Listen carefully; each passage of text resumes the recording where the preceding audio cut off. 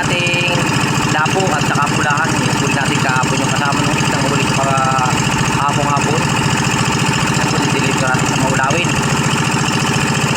Sayang, malaki pa naman. Laki o. Laki na lapo. Ano sa yung pulahan? Medyo papresyo na yan. Dalawang malaking lapo. Apat na malaking pulahan din. Sayang kung papatayin natin may presyo din. Ayan o. May deliver, sayang. Gagastos ako ng kalahating litro mahigit na gasolina din. Ayos lang.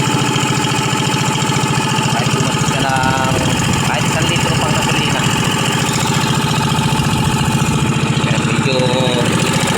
Medyo nahibas na yung ano, nahibas na yung buhayan ko, no? Palit lang ang tubig.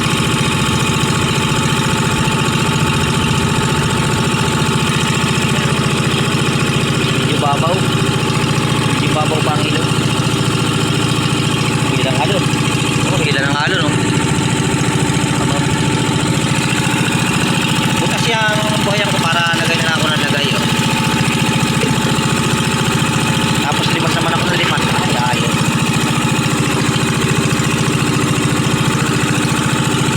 Akala ko maliliit lang yan, malalaki pala. Malalaki pala. Ayan, mga idol, oh.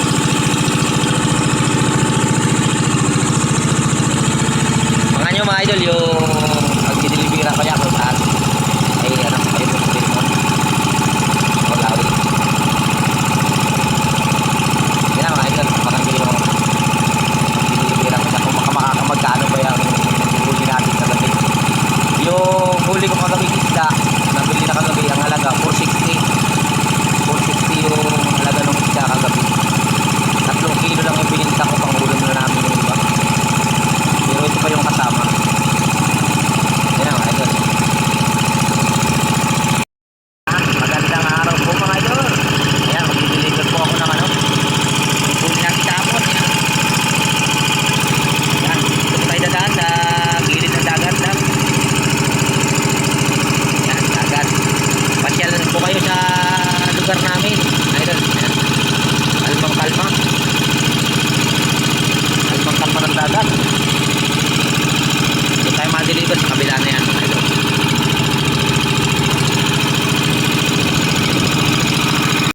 Mga idol, nakapagsulit na tayo mga idol. May rejig na isa-isa.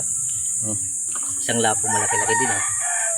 Ihagis ko naman sa pista ni Bayo Elmer. Gagaling yan doon. Ayan ang binta natin mga idol. Yung tayo sulit kay Raymond. Ayan yung bahay na kulit. Tingin na mga idol, uwi na tayo.